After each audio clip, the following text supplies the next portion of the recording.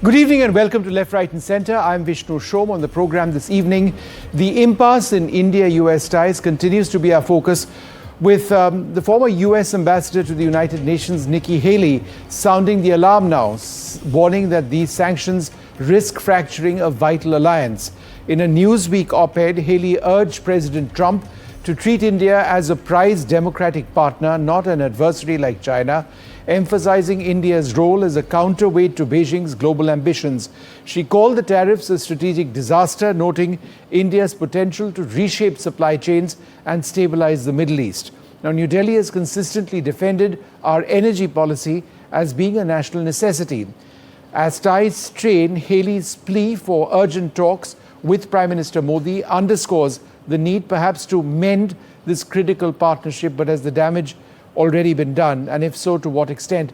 We have a panel with us, but first I'm joined by Ambassador Javed Ashraf. Thanks so very much for being with us. Thank you. I don't know, I know that you can't quantify this in a 1 to 100 scale, but let me still ask you, just how bad is the relationship with America now compared to what it was a few weeks back? It's difficult to quantify, but actually it is in a pretty difficult space. And the reason is less substantive and more, I think, to do with the atmospherics, the language, the discourse, the absolute corrosive manner in which the president is speaking up, President Trump is speaking about the relationship. But also he's politicized it in a very big way. And I think you must understand that, when some of his MAGA followers, including the Deputy Chief of Staff, Stephen Miller, starts speaking about the problems of India-US relations and India buying oil and profiteering from oil, then it is actually reaching a level of politicization which we haven't seen before. And chiefs of staff and deputy chiefs of staff barely ever comment on international relations. But you're seeing that happen. You're seeing the chorus in which the Treasury Secretary and others are speaking. So so I'd say that that what you are witnessing is, in a sense, a difficult situation for India and the United States to engage in a mature, restrained, calm discussions about the respective points of view, interests, etc. Because don't forget that India also has a prime minister, and the government also has a domestic political constituency. We recognize that there are three sets of variables at play. There is the political, there is the economic, and there is a geopolitical factor at play. And in a sense, to borrow a term from mathematics, the linear programming, we have to optimize taking into account these three variables.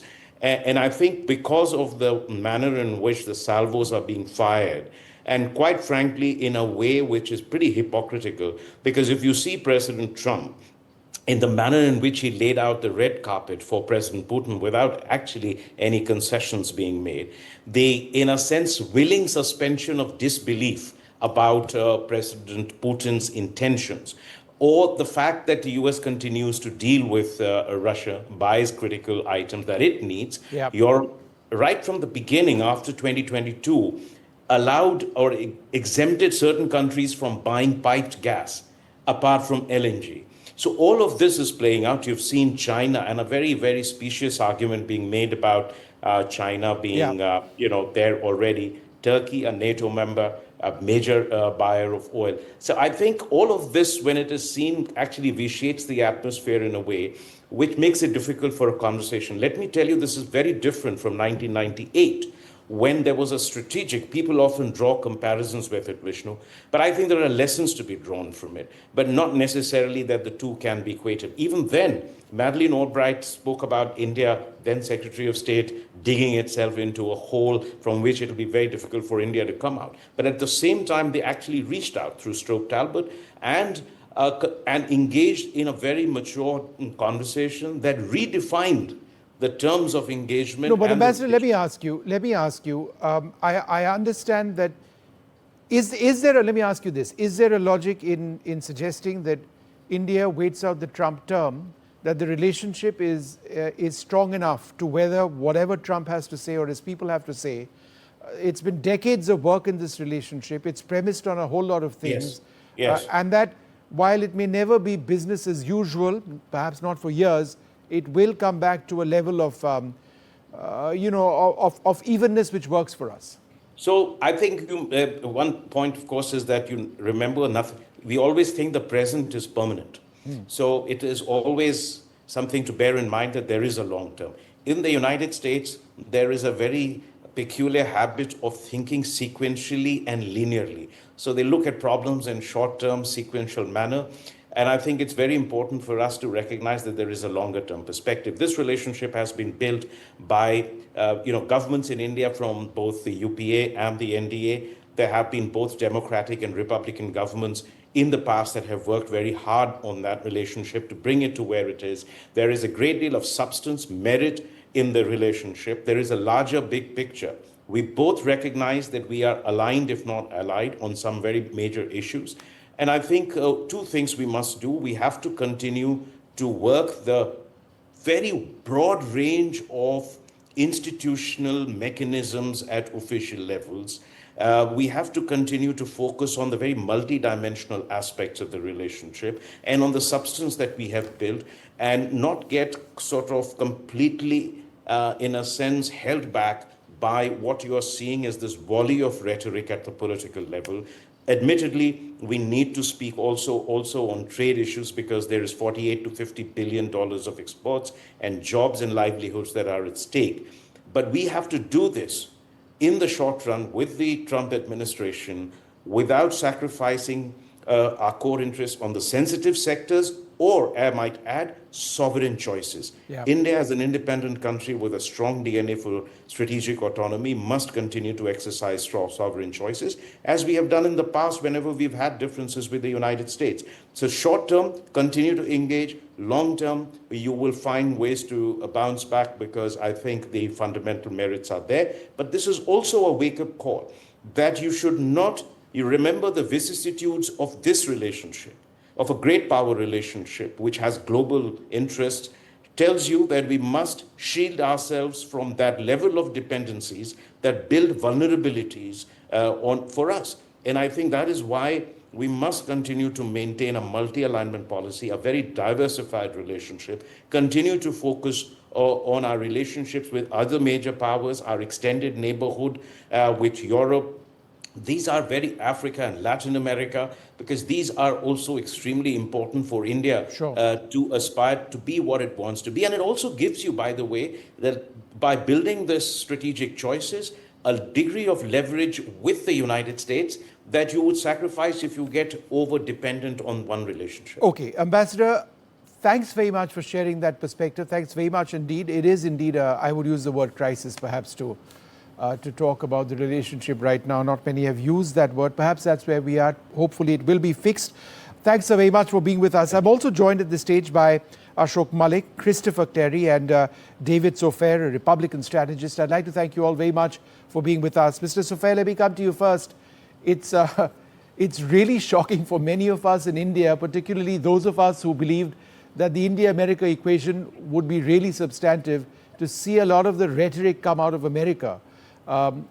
India and America had a special relationship. Is that over?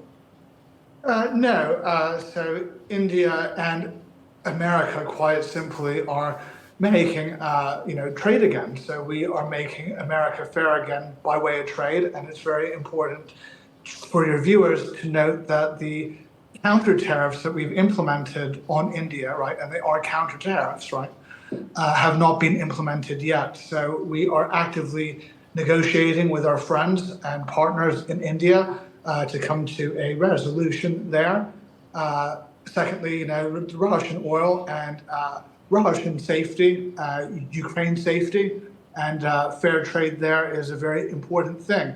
Our friends in Europe were not able to provide us with the backstop for peace, and so we are now stepping in, trying to create peace in that region. And this is really no, but Mr. Sofair, just to interrupt you for half a second, India is never going to stop the import of Russian oil with a gun to New Delhi's head. It's just not going to happen. That being the case, America can keep talking, but it's not going to happen. Therefore, what is America going to do? Actually slap India with 50% sanctions and implement it? Well, I mean, that's a discussion that's ongoing now, so we'll have to wait to see how that unfolds. I mean, these sanctions have not been implemented yet, and they're ongoing. So we'll have to see how that unfolds as we are actively seeking, we're actively seeking for fair trade. All right. And it's important for your viewers to know that these are also reciprocal tariffs as well. So no, India wants free trade. We We were a couple of signatures away from that free trade deal happening. Those talks have broken down. The American delegation isn't coming over here. It was almost a done deal. It was just the I's which were being dotted, the T's which were being crossed. It's this 25% sanction over and above which is the issue. It's not the trade issue. That was being resolved quite amicably after many rounds of talks. I think it's the oil thing which has thrown the entire relationship off. But bear with me, Christopher Clary with us at this stage. How would you assess where India-US ties now stand, Christopher?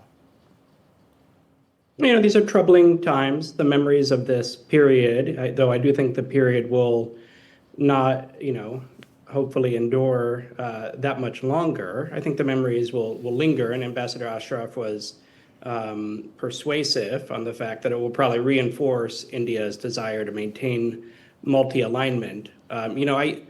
In my assessment, the relationship has broken down because there has been some sort of difficulty with trust at the very top. I don't think the relationship has the same difficulties at the bureaucratic level.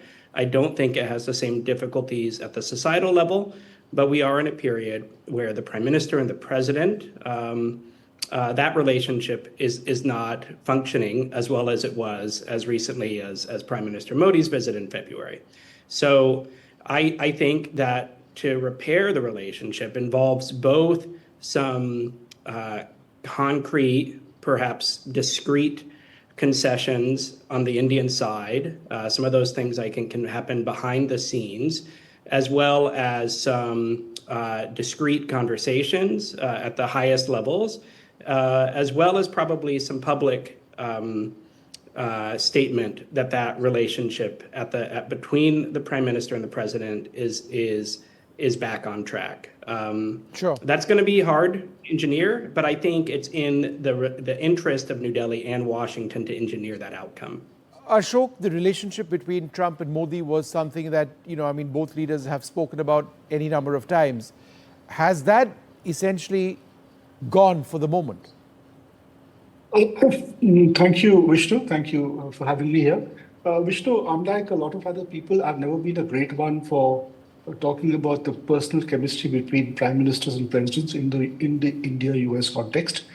Every Indian prime minister since Narasimha Rao, or at least Vajpayee, and every US president since Clinton in the second term, have made an attempt to get to know their opposite number and work for their country's sake with the priorities of the other person, the other man. They've always been men. Prime Minister Modi has worked with President Obama, President Trump in his first term, President Biden, and this has been reciprocated by US presidents as well. So these individuals have all been very different. Manmohan Singh and George Bush were very different as individuals, but their countries needed them to work together, and they did. President Obama and President Modi were very different individuals, but they worked together. So I don't think personal chemistry, but it's a very cute media clickbait headline, is really so as important in the Indo-US context as the substance of the relationship and the political trust that has provided a protective layer almost on a technology and business relationship that has continued apace. That technology and business relationship will still continue and still advance because those links remain very strong and are largely in the private sector or at the technical level. But the fact is the political trust at the top, the political communication at the top has broken down. And some of the almost reckless comments we've heard from the White House, from people around the White House, from US administration officials in recent days have not helped. They have made it more difficult for any government in India to come up with more concessions or compromise to what is already seen to be a fairly good trade offer from India, which has not been responded to by the White House. David Sofer, in all of this, China seems to really working its relationship with India. We've had a horrible relationship with China certainly since the Galwan crisis of 7 odd years back. But Beijing is now talking about rare earths with India. They're talking about finding a solution, both sides, de-escalation along the line of actual control. They're talking about visas for businessmen and tourists. They're talking about direct air flights resuming. The Prime Minister goes to meet President Xi in China at the SCO summit in a couple of days. There's a vacuum in international relations, and China seems to have moved in. The India-US relationship has been premised at one level on China being seen as an adversary. Go ahead. Well, sure. I think that when it comes to China, they could pick up, some of the slack. But again, it's buyer beware. So we have to see how that unfolds as well. It's important to note that China is in a crippling depression over there, so they're having a real tough time with their GDP and all of that, and their manufacturing has gone way down. So you have to see how that unfolds. But I think that the India-American relations has not dissolved. It will continue to grow, and I think that this is like everything else in this fast-moving pro-American and pro-world peace administration. That you have to understand that these are negotiation tactics, and I don't think it's a permanent thing. I think that Indo-American relations will continue to grow, and we have a lot of shared common interests.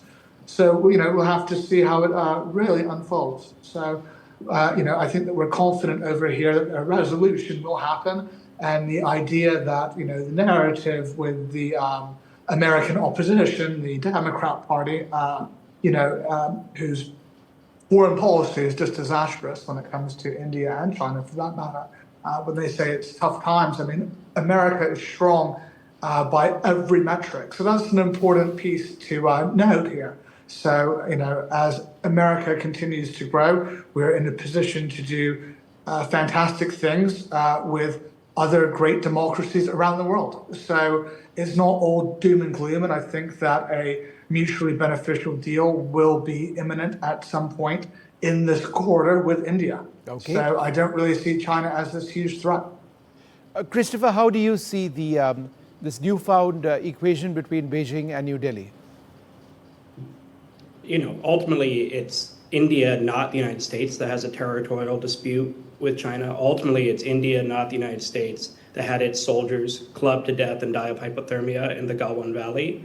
So, India has more on the line here. If Indian leaders believe that a period of conciliation and rapprochement is appropriate, I understand that. China obviously also has some tone that it can set, a more conciliatory tone, which it may be doing, as it also feels hemmed in by the Trump administration's policy.